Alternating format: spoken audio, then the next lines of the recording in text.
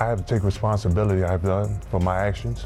I'm not blaming alcohol for what happened. I'm blaming me for being reckless. From Jason Williams, whose drunk driving put him behind bars, to James Bouknight, whose bizarre DUI ended his career. In this video, we're breaking down NBA players who got in serious trouble for drunk driving. Let's begin with Carmelo Anthony. On the early morning of April 14, 2008, in Denver, Colorado, one of the NBA's brightest young stars found himself in handcuffs after a night that would become one of the lowest points of his career. Carmelo Anthony, then just 23 years old and a cornerstone player for the Denver Nuggets, was pulled over by police after what had already been a frustrating evening. The night began poorly for Anthony, who had just endured his worst game of the season, scoring only 11 points on 3 of 14 shooting in a win against the Houston Rockets. The disappointment from his performance may have contributed to the poor decisions that followed. Around the early morning hours, police observed Anthony's silver Mercedes weaving through traffic and failing to dim its headlights on Interstate 25. When officers pulled him over, Anthony was alone in the vehicle and subsequently failed a series of field sobriety tests. Unlike many jurisdictions that would jail DUI suspects overnight, Denver police policy allowed Anthony to be ticketed and released at the scene. Though it remained unclear how he got home afterward, Anthony consented to a blood test, with results expected approximately 2 weeks later. The timing couldn't have been worse for the Nuggets, who were holding a half-game lead for the 8th playoff spot in the Western Conference and fighting for their postseason lives. The legal consequences followed swiftly. Anthony was formally charged with driving under the influence and later sentenced to probation and community service. This marked his second arrest, with the first occurring nearly 4 years prior.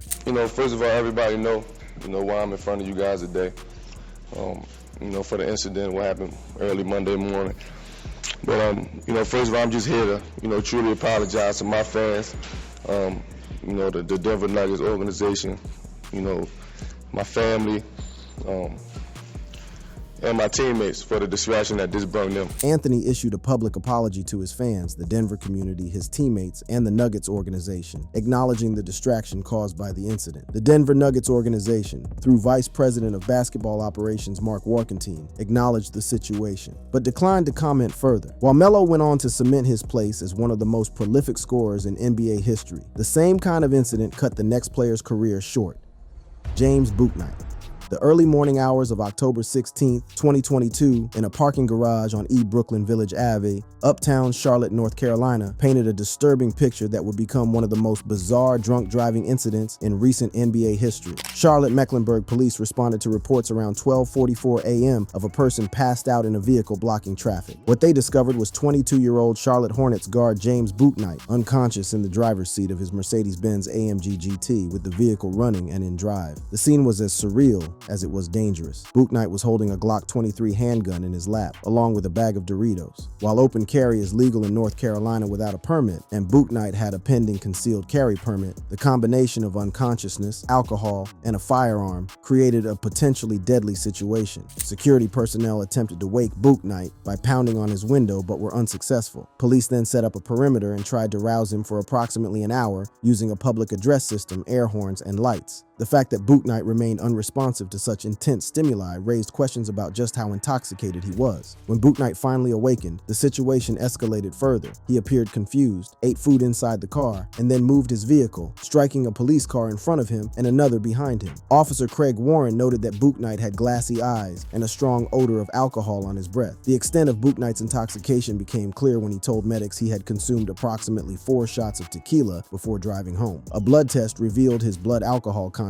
was 0.14, nearly twice the legal limit of 0.08 in North Carolina. This story in regards to James Bouknight is very, very unfortunate. NBA's James Bouknight arrested for driving while impaired, found unconscious in parking deck. Yes, that's literally what the title of this article says. The report also indicates that James Bouknight had a Glock 23 and a 40mm gun with him at the time of the arrest. Bouknight was arrested at approximately 1:51 a.m. and charged with driving while impaired. He was booked into the Mecklenburg County Jail and released on a $2,500 bond later that morning. This incident was particularly troubling because it wasn't Bouknight's first run-in with traffic laws. He had multiple pending violations, including speeding 92 miles per hour in a 50 miles per hour zone and reckless driving on October 10, 2022, and reckless driving after allegedly racing another driver at over 75 miles per hour, causing a 3-vehicle crash on February 23, 2022. The pattern extended back to his his college days at UConn, where in September 2019, he was seen speeding in Store Center, crashed into a street sign in another car, and fled the scene on foot. On April 8, 2024, a Mecklenburg County court found Bouknight guilty of driving while impaired in a bench trial. The report doesn't specify whether the gun was legal or illegal, though it doesn't appear Bouknight was charged for the weapon. He was sentenced to 12 months of unsupervised probation, 24 hours of community service, and ordered to undergo an alcohol assessment. Bouknight appealed the conviction. The Charlotte Hornets released Bouknight in February 2024 before his DWI trial concluded, effectively ending his NBA career after just 3 seasons where he appeared in 79 games and averaged 4.8 points per game. The next player's drunk driving case spiraled into one of the most bizarre and talked about legal battles in recent NBA history. Kentavious Caldwell-Pope. Just hours after the Pistons' 97-96 loss to the Miami Heat on March 29, 2017. Caldwell-Pope was driving his white 2015 Jeep Wrangler on Auburn Road near Squirrel Road in Auburn Hills, Michigan, when police clocked him driving 45 miles per hour in a 25 miles per hour zone. When Auburn Hills police pulled him over, officers reported a strong odor of alcohol emanating from the vehicle when Caldwell-Pope rolled down his window. His eyes were described as glossy, and he admitted to having consumed 2 drinks of Hennessy that night but believed he was under the legal limit. You're a ball player? Yeah, just 2 and then like just water. So you said you only had 2? Yeah. Okay, what was it? Beer, liquor, wine? Hennessy. That's like Hennessy? 2 Hennessy and then Okay. like just water for the rest of the night. Because I knew I had to drive, you know? Okay, I gotcha.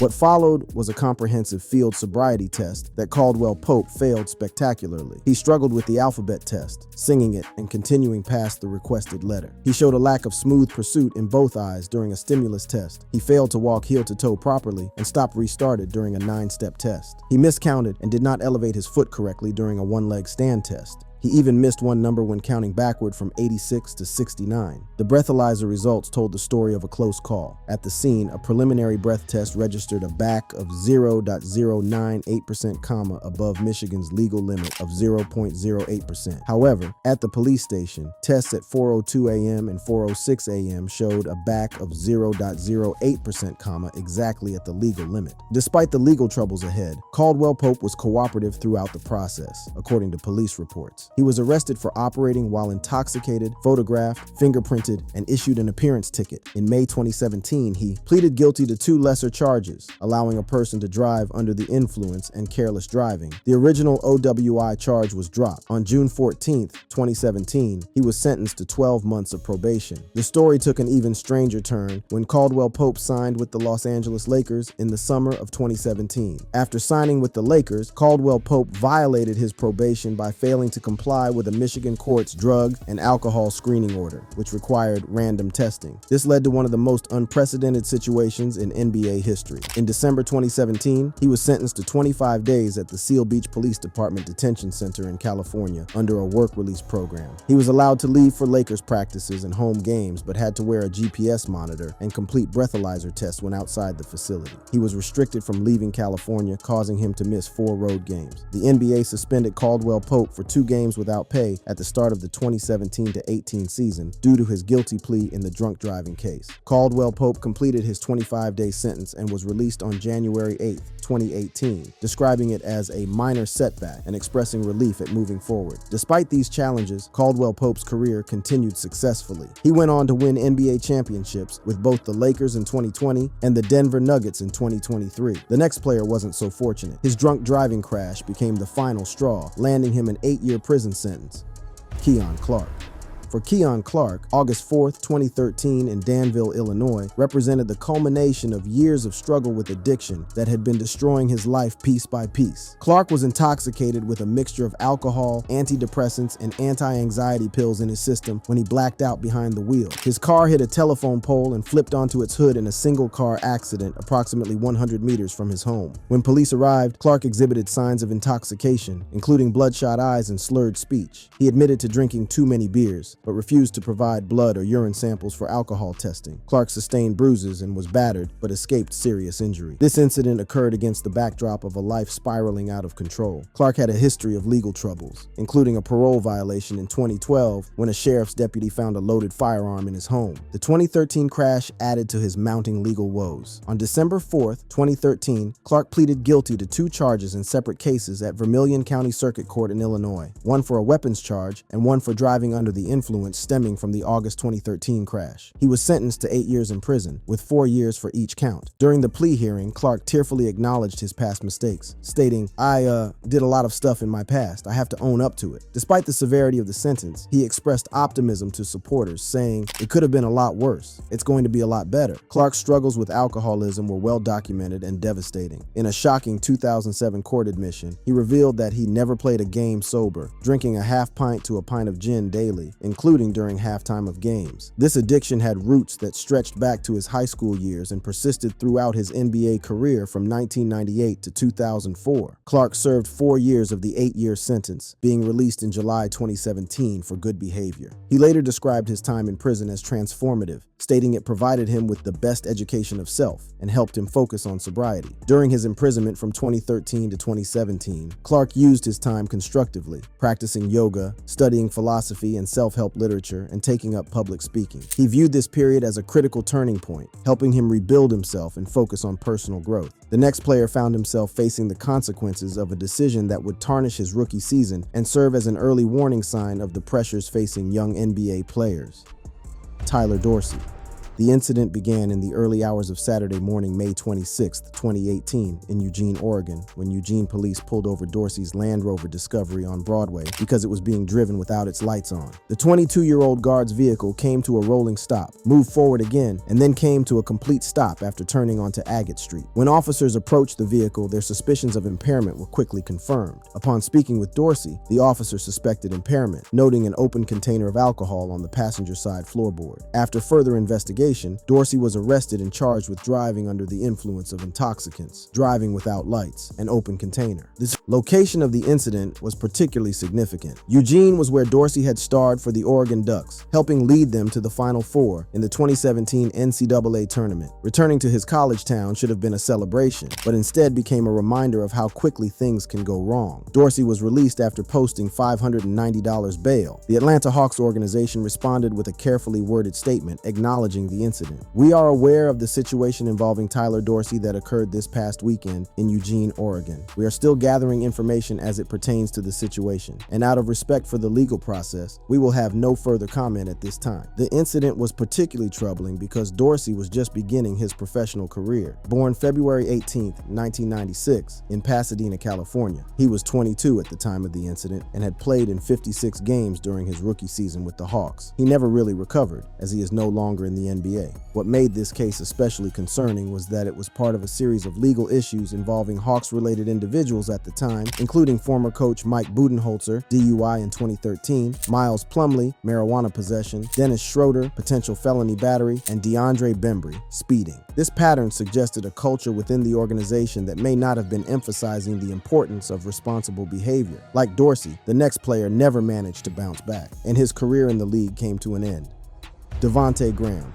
The night of July 7, 2022, at approximately 2:39 a.m., New Orleans Pelicans guard Devonte Graham made a decision that would affect his career for years to come. The 27-year-old Raleigh native was driving through his hometown at the intersection of Capitol Boulevard and Peace Street when his night took a dramatic turn. Graham was pulled over by the North Carolina State Highway Patrol for driving 63 miles per hour in a 40 miles per hour zone. What began as a routine speeding stop quickly escalated when officers observed signs of intoxication during the traffic stop. Graham submitted to a breath test, which revealed a blood alcohol concentration of 0.11, exceeding North Carolina's legal limit of 0.08. He was arrested and taken to the Wake County Detention Center, where he was charged with driving while impaired and speeding. Graham was released on a $3,000 unsecured bond, with a court date initially scheduled for July 22, 2022. The arrest marked a significant fall for a player who had worked his way up from an undrafted free agent to a key contributor for multiple NBA teams. The legal process moved slowly, but justice eventually came. In June 2023, Graham pleaded guilty to a misdemeanor charge of driving while impaired. The speeding charge was dismissed as part of the plea deal. Graham was sentenced to 12 months of unsupervised probation and ordered to pay $393 in fines and court fees. He initially faced a 21-day jail sentence, which was suspended. The NBA took action as well. On August 2nd, 2023, the NBA suspended Graham, then with the San Antonio Spurs, for 2 games without pay for violating North Carolina law. The suspension was to be served at the start of the next regular season games he was eligible and able to play. By the time of his legal resolution, Graham was a member of the San Antonio Spurs, having been traded from the New Orleans Pelicans in February 2023 as part of a deal involving Josh Richardson. After the trade, Graham averaged 13.0 points and 4.0 assists in 20 games for the Spurs during the 2022-23 season. However, Graham's role diminished significantly following his legal troubles. In the 2023-24 season, he appeared in only 23 games with averages of 5.0 points, 2.1 assists, and 1.6 rebounds in 13.6 minutes per game. In 2024, the Spurs traded Graham and a second-round pick to the Charlotte Hornets, who waived him, making him a free agent. His NBA career effectively ended when he joined Crvena Zvezda in the Basketball League of Serbia, ABA League, and Euro League. For the next player, his case would go down as one of the most high-profile drunk driving cases ever linked to a professional athlete,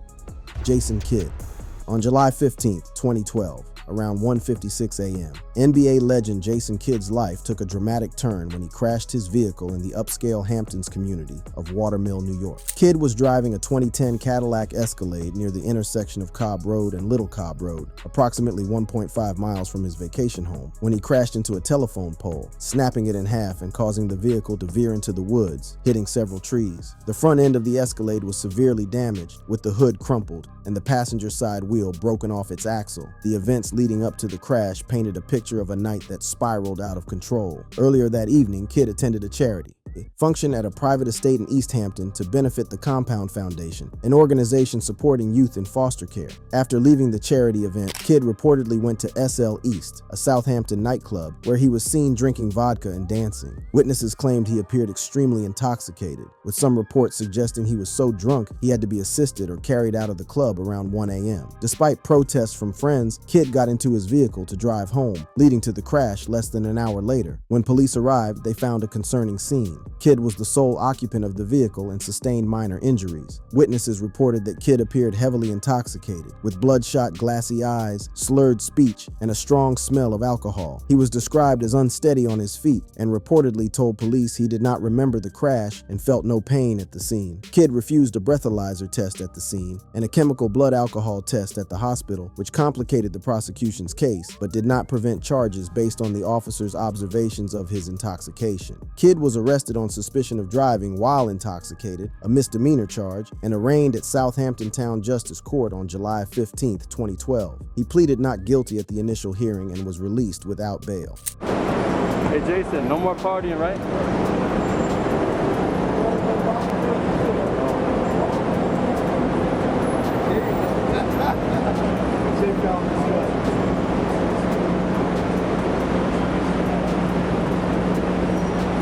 The case was resolved on July 16, 2013, when Kidd pleaded guilty to a misdemeanor DWI charge in Southampton Town Court. As part of a plea agreement, Kidd was placed on interim probation and agreed to speak at 2 Long Island high schools about the dangers of drunk driving, with the speeches recorded for distribution to other schools. During the plea hearing, Kidd admitted to consuming 3 or 4 drinks that night. The judge, Andrea Schiavone, admonished him, stating, "You could have killed yourself. You could have killed someone else. I hope you wake up every day happy to be here." If he completed his community service, his charge would be reduced to a lesser violation of driving while ability impaired at a follow-up court appearance on September 30th, 2013. His driver's license was also suspended for 90 days. Kidd fulfilled his community service obligations, and on September 30th, 2013, his charge was reduced to DWAI, avoiding jail time and further probation. The incident occurred at a pivotal time in Kidd's career. At the time of the incident, Kidd was 39 years old and had just signed a 3-year, $9.5 million contract with the New York Knicks after playing for the Dallas Mavericks. The NBA suspended Kidd for the first 2 games of the 2013-14 season after he was hired as head coach of the Brooklyn Nets following his retirement as a player in June 2013. The Nets supported Kidd, with general manager Billy King stating that Kidd had taken responsibility and would grow from the experience. Much like Kidd, the next player's incident would briefly overshadow his otherwise brilliant basketball career. Scottie Pippen. On April 22, 1999, around 1:30 a.m., Chicago Bulls legend Scottie Pippen found himself in handcuffs in downtown Houston, Texas. The arrest came shortly after a Houston Rockets game against the Dallas Mavericks, which resulted in a 109-95 loss for the Rockets. Pippen, then 33 years old and playing his first season with the Houston Rockets after 11 years with the Chicago Bulls, had endured a particularly poor performance in the game, scoring only 4 points and being repeatedly beaten defensively. A Houston police officer pulled over Pippen's Mercedes after observing him running a red light and using an oncoming lane to pass cars stopped at the traffic light. The officer suspected Pippen was intoxicated and called a member of the department's DWI task force to the scene. Pippen performed poorly on a field sobriety test, which led to his arrest. When offered the opportunity to take a breathalyzer test, Pippen refused. In Texas, refusal to take a breathalyzer test can lead to an automatic suspension of a driver's license. Pippen was cooperative throughout the process, according to police reports. He was booked on suspicion of DWI, a misdemeanor charge, and released on a $500 bond just before 7 a.m. the same day, spending less than 6 hours in custody. Reports noted that Pippen had been at Jones Bar in downtown Houston after the game with teammates Charles Barkley and Matt Maloney, though it's unclear if this contributed to the suspicion of intoxication. The Houston Rockets organization and Pippen's teammates rallied around him during this difficult time. Houston Rockets coach Rudy Tomjanovich expressed hope that the incident would not distract the team, stating, "We are trying not to make any assumptions. It would be unfair to comment when nothing has been established." Teammate Charles Barkley strongly supported Pippen, saying, "Scottie is my teammate and I'm behind him 100%. This is not Armageddon. It happened." Scottie Pippen probably wasn't the only person stopped last night. Barkley also jokingly remarked that he would tease Pippen on the team plane, saying, "Attention, Mr. Pippen, last call for alcohol." The legal resolution came relatively quickly and favorably for Pippen. On May 14, 1999, the DWI charges against Pippen were dismissed by the Harris County Criminal Court at Law under Judge Sherman Ross. The Harris County District Attorney's Office determined there was no reasonable prospect of conviction after reviewing the evidence, circumstances, and applicable case law. Pippen's attorney, Rusty Hardin, stated, "Scottie knew all along that he wasn't intoxicated," emphasizing Pippen's denial of being drunk. The lack of a breathalyzer test result and insufficient evidence from the field sobriety test and other observations led to the dismissal. This incident was noted as Pippen's third career arrest. One known prior incident was a 1994 arrest for illegal possession of a gun in his car, which was also dismissed due to an illegal search. The 1999 season was challenging for Pippen beyond this legal issue. He was adjusting to a new team after his storied tenure with the Chicago Bulls, and his performance was below his career averages. The DWI incident added to the narrative of a difficult year for the 6-time NBA champion. The next player is Pippen's legendary teammate, whose battles with alcohol fueled multiple arrests and legal troubles, mirroring the same wild, unpredictable persona he showed on the court. Dennis Rodman.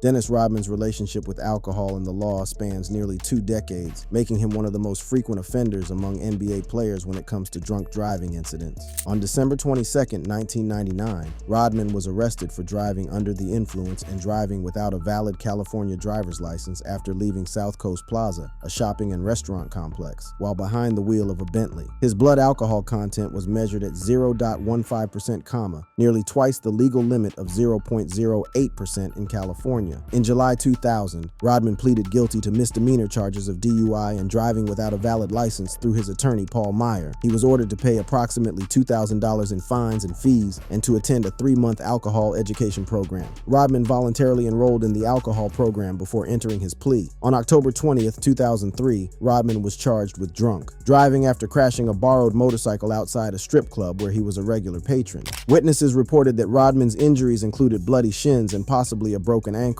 His agent, Darren Prince, claimed Rodman was not intoxicated, stating he had only a couple of drinks and was preparing to return to Newport Beach for NBA training. Rodman was issued a misdemeanor summons and required to appear in court for an arraignment in November 2003. Rodman voluntarily entered an alcohol abuse program shortly after the incident, with his agent noting it was his 1-month anniversary in the program by mid-November 2003. In April 2004, Rodman pleaded nolo contendere to a drunk driving charge in Las Vegas, Nevada. He was fined $1,000 and ordered to serve 30 days of home detention. On July 20th, 2016, Rodman was involved in a wrong-way crash on Interstate 5, driving his SUV north in a southbound carpool lane around 12:30 a.m. His actions forced a BMW driver to swerve into a concrete divider to avoid a head-on collision. Rodman allegedly fled the scene after a brief conversation with the other driver, failing to exchange information, and provided false information to police about his whereabouts. In November 2016, Orange County prosecutors charged Rodman with 4 misdemeanor counts: hit and run, driving across a dividing section, driving without a valid license, and giving false information to police. In February 2017, Rodman pleaded guilty to 3 misdemeanor charges and was sentenced to 3 years of informal probation, 30 hours of community service, and ordered to pay restitution. On January 13, 2018, Rodman was pulled over for a traffic violation around 11 p.m. in the 4500 block of West Coast Highway, Newport Beach, California. He failed field sobriety and breathalyzer tests, with prosecutors alleging his BAC was 0.21%, nearly 3 times the legal limit of 0.08%. On March 12, 2018, he pleaded guilty to both charges in Orange County Superior Court. He was sentenced to 3 years of informal probation, ordered to complete a 9-month first offender alcohol program, and fined $390.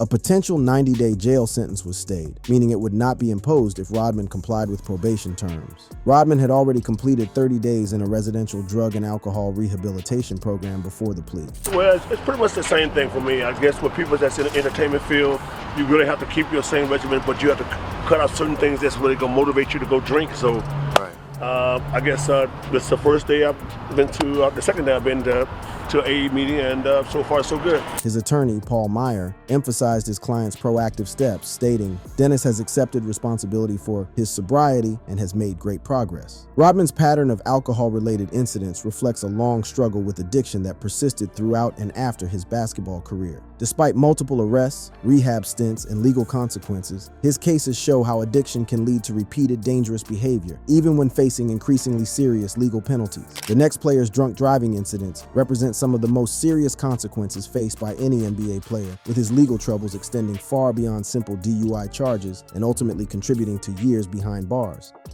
Jason Williams. On January 5th, 2010, approximately 3:15 a.m., Williams was driving a black Mercedes-Benz SUV near an exit of the Franklin D. Roosevelt Drive, close to East 18th Street and Avenue C in Manhattan's East Village. Williams veered across 4 lanes of oncoming traffic and crashed into a tree after hurtling off a highway exit ramp. The impact was severe, with prosecutors stating that Williams's head went through the windshield, resulting in a laceration to his head. He was taken to Bellevue Hospital Center for treatment of minor injuries. When police arrived, Williams was found in the passenger seat and initially claimed that someone else had been driving and left the scene. However, surveillance video and witness accounts confirmed he was alone in the vehicle and had been driving. Williams refused to submit to a sobriety test at the crash site. A blood test conducted at Bellevue Hospital revealed a blood alcohol level of 0.19, more than double New York's legal limit of 0.08. Williams reportedly told officers, "I'm sorry for causing trouble," after being taken to the hospital. Williams was charged with driving while intoxicated, a misdemeanor in New York. On August 20th, 2010, Williams pleaded guilty to the DWI charge in a Manhattan court. He was sentenced to 1 year in jail, the maximum penalty for the misdemeanor offense. This sentence was to be served consecutively after a 5-year prison term he was already serving in New Jersey for the 2002 accidental shooting death of limousine driver Costas Gus Christofi. I have to take responsibility I've done for my actions. I'm not blaming alcohol for what happened. I'm blaming me for being reckless. I apologize to Mr. Christofi's family. I came home one day and had an accident in my house and act like a coward and tried to cover it up and accidentally took the life of a man who's been putting his life back together. Williams expressed remorse in court, stating, "It seems excessive, but it's a small price to pay if it helps to deter drunk driving," and volunteered to be a poster child for deterring drunk driving to save lives. On January 26, 2016, around 11:36 p.m., Williams was driving a 2012 Jeep Wrangler on County Route 121, Hortonville, Sullivan County, New York. Williams lost control of his Jeep and crashed into a utility pole, causing the vehicle to flip. He told deputies he swerved to avoid hitting a deer, but responding officers from the Sullivan County Sheriff's Office noted signs of intoxication, including difficulty standing, slurred speech, and failure of a field field sobriety test. Williams was alone in the vehicle and was found inside by deputies. He was taken to Catskill Regional Medical Center in Callicoon for treatment of unspecified minor injuries and submitted to a blood test. Williams was charged with misdemeanor DWI and issued an appearance ticket. He was scheduled to appear in court in the town of Delaware on March 23, 2016. Williams's drunk driving incidents occurred during a period of profound personal struggle. By 2016, Williams had already served time for the 2002 shooting and the 2010 DWI conviction. This incident marked a continuation of Williams' struggles with alcohol, which he later discussed in a 2016 interview with 60 Minutes Sports, describing himself as being in a Florida rehab facility to maintain sobriety. Like this video? Click on the card showing on your screen for more.